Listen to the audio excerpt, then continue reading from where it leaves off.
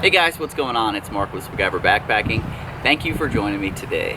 I'm out here in the woods. I've got my Sparrow hung up, just kind of chilling out, relaxing, enjoying what has been an absolutely beautiful weekend. The last few weeks, what's been happening is we've had really nice weeks, and the weekends have just been crap. It's been rain, cold, windy, just nasty. But this weekend has been absolutely beautiful. So I took the chance to get out here, set up the hammock, do a little bit of recording, a little bit of relaxing. And what I want to show you today is some adaptations, some changes I have made or am considering making to my cook kit. What do you guys think? Let's go check it out.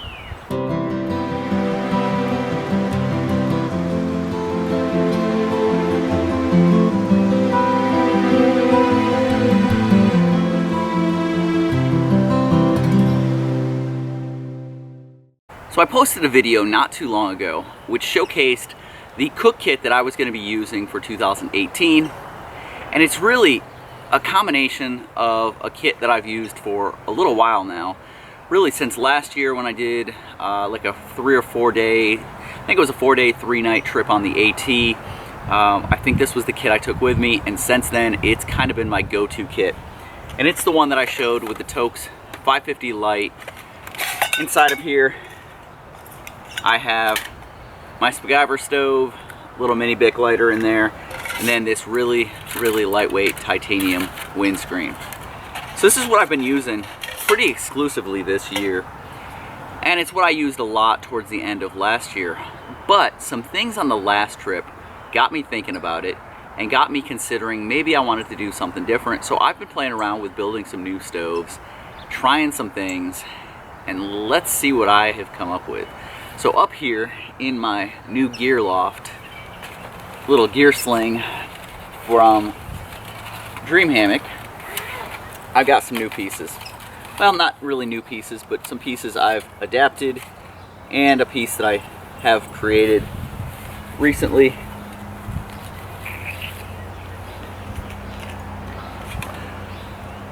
So I went ahead and made a replica of a mini atomic out of the Starbucks cans. So really lightweight. I put some fiberglass wicking on it and a screw in the fill hole. It's nice and light. We'll get everything on the scale so that you guys can see exactly where everything comes in, how it stacks up. But this little guy is still pretty light. So swapping out the Spiguyver Stove for the mini atomic. Now you may ask why. Well, one of the main reasons is on the last trip and on several trips prior, I have had some issues with not finding the perfect spot to set this on. No rocks around, and so I've set it on kind of a wobbly surface. It's not as secure as it needs to be. I've got my pot sitting on top of it, and for whatever reason, I've either knocked it, or when it starts to boil, it wobbles a little bit, and I have tipped it over and dumped either my water or my meal a couple times. Now it was even worse on this last trip, on the Eagle Rock Loop trip, and the reason was I was so cold, my dexterity in my hands was not what it should be. I was probably slightly hypothermic, and so I wasn't doing things smart. I wasn't being as careful as I could have been. And so I ended up knocking it over a couple of times, and that could have been worse than what it was. Now, spilling my water, yeah, that sucked. There was a river right behind me. I could go fill up water, no problem whatsoever. Now, when you knock this over and you spill a bunch of fuel, that could be a problem. And I know that that's why some people choose not to go with alcohol stoves at all. But with this one, there's a little bit of protection there. So, a couple of things with this one. It has the burner holes inside, and so you cannot set your pot directly on top of it. You have to have a pot stand for it to go on. Now that's extra weight. You guys know me, and I don't like bringing extra weight. Normally I'd like to just have the windscreen go around and have a stove that you can just set your pot right directly on. So the way that I've combated this on this one is I have the modified Caldera Cone that I cut down, made some adaptations to, and this is what I have been testing out and using. And if I can get this thing back together, there we go.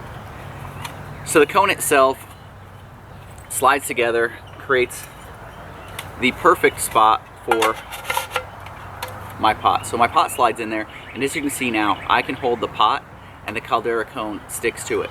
Now what this does is it keeps it the appropriate height above the stove. So you've got the stove, which will sit there, and about 1.5 inches higher is where the bottom of my pot is. In addition, with this Caldera Cone wrapping all the way up to the top of the pot, it traps more heat inside and it makes it more efficient. So now with this new system, what I can do is I've got the pot is in the Caldera Cone. I can fill up this little guy, and even here where I'm on a very uneven surface, it's very sloped, I can set this down on the ground. It's not going to tip over. It's nice and small, and with the fuel in there, it's not going anywhere. And then I can put this down right over the top of it, even on this uneven surface. I could hit it a couple of times, and this is without any weight of water holding it down. And it just, it's not going to tip over. If I tried that with it sitting on the Spiguyver stove, so let me just, same spot where that was sitting, I set this on it.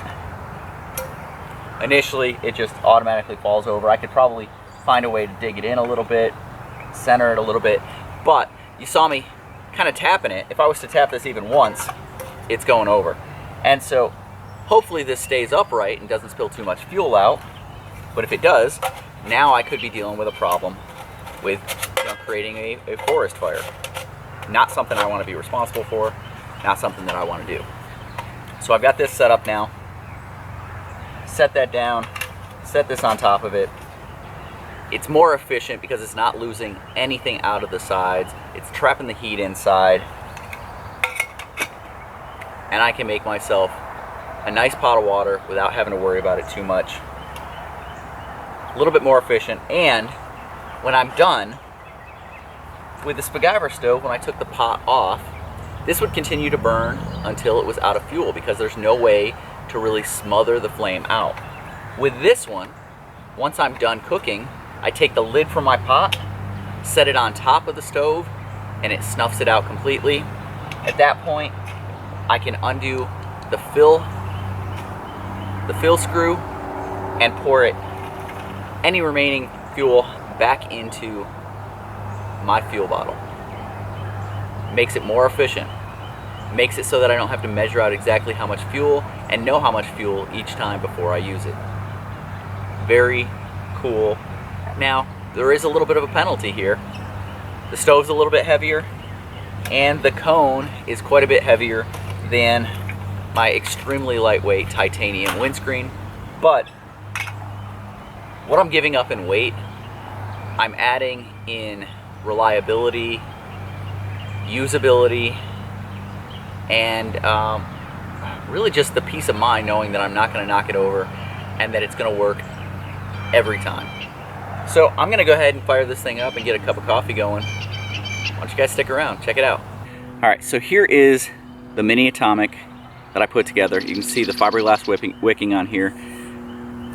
Just two bottoms put together in order to create this stove. Now I've got you could go with a couple different things here. Some people do pennies on here, some people do thumb screws. I just went with a regular screw. I can just kind of put my thumbnail in there, get it going, and just spin it out. And now I have this little screw that I've been using and a bigger hole to put some fuel in. So what I'm going to do is I'm going to go ahead, fill this thing up, get the wick wet, get some water in my pot, and get this thing going and bring you along.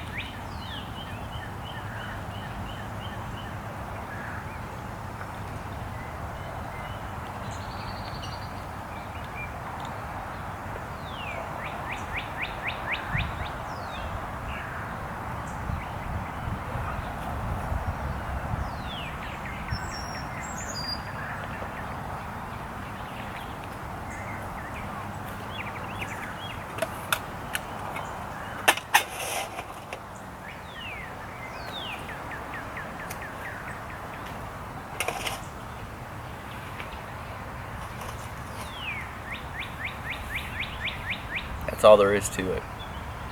And now it's nice and secure.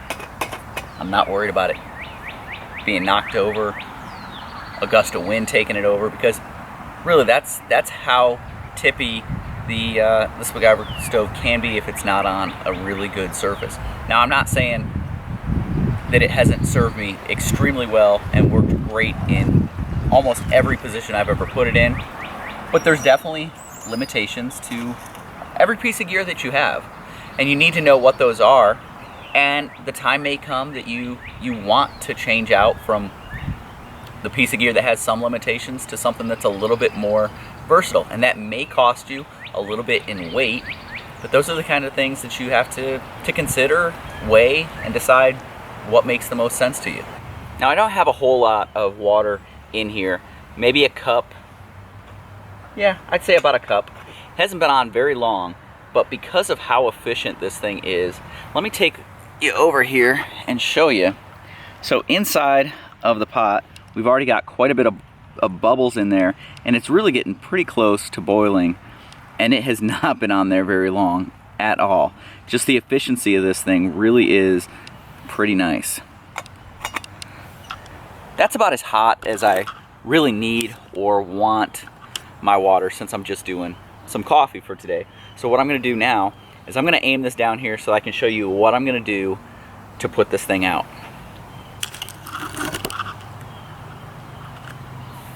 Alright, so I'm just going to take my whole pot, and look, because of the way this thing's set up, I can grab the handles up at the top, no problem, pull it over. Now that thing is still burning. I just take this, throw it right on top, and it is going to snuff it out.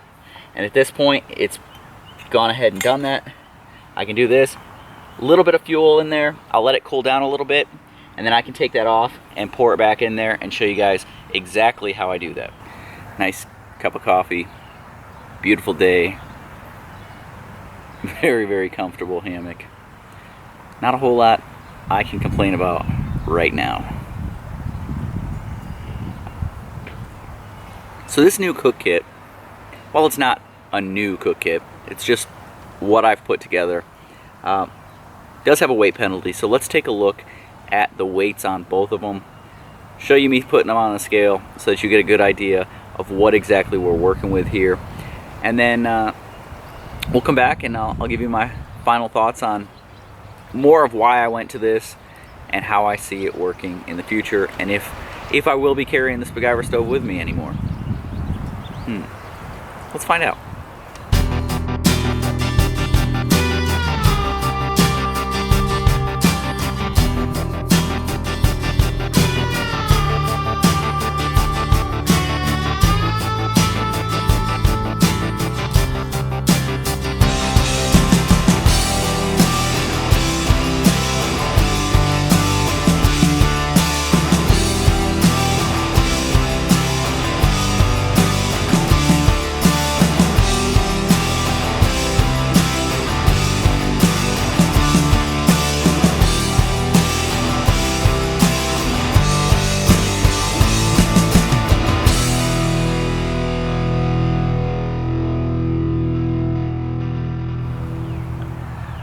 So this new fuel bottle that I've got, I had to take the little cap piece that goes inside out. What I like about this fuel bottle is inside of the actual cap, so it has the little squeeze squirt cap that goes on there, but inside of the regular cap it has an O-ring that makes a really, really good seal, and it's a very flexible piece of plastic here. But it took a lot to get this out of the top, and so if I was out backpacking, I'd have some other stuff with me that would make that probably a little bit easier. A knife would have gotten in there really nicely. So now I've got my stove. I take the screw all the way out, set it aside with the cap so that I don't lose it. Now, there's definitely some in here. I'm not exactly sure how much, but as I start to tip it over, you can see that it's starting to pour, and I can direct that back into my fuel bottle. And so while I will lose a little bit because I have the fiberglass wicking on here, some of it has gone into that. I can feel that it's wet. but I was able to retain some of the extra that was in there, actually probably most of the extra that was in there, and then I can simply put the cap back in, put the cap on, tighten it up, and we've got a sealed container. Take the little screw, put it back in, and then if I'm worried about the fiberglass wicking being wet with any fuel, simply set it down, light it back up, let it burn itself out, and in the next 10 seconds or so, it'll be cool and ready to put away. So I like stoves. You know, I'm a member of a group called the Stoveaholics. I've got a bunch of stoves. I'm always making new stoves. I'm making stoves and sending them to people. I like stoves. I like playing around with cooking and doing stuff at camp. Most of my cooking does only involve boiling water, making coffee, doing that type of stuff. But I do like trying out new things, playing around with new stoves, new ways to do it. And this one, it just adds a little bit of versatility. I don't have to find the perfect spot to place my stove, the perfect level spot. I don't have to, you know, dig a trench. I can just kind of throw it down where I need it, get it done, and get myself a nice cup of coffee or do my dinner and not have to worry too much about if I'm going to knock it over. That Caldera Cone does make things a little bit more efficient by trapping more of the heat inside. And while this is not a stove that you can set a pot on top of, with the addition of that Caldera Cone, it does make for a really nice system. So that's my thoughts on this. I'm going to go ahead and use it on the next few trips, and I will let you guys know what I think after some real world testing out on some backpacking trips. Look for some of those coming up real soon. I will see you guys down the trail.